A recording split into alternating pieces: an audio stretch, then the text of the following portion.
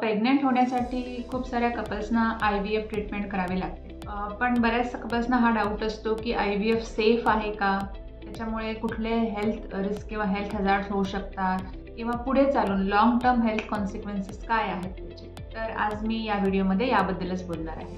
नमस्कार, माझं नाव डॉक्टर मंजुश्री कोठेकर आहे. मी एक फर्टिलिटी आणि IVF स्पेशालिस्ट आहे आणि मी आर्ट फर्टिलिटी क्लिनिक मुंबई इथे as a senior IVF consultant practice करते.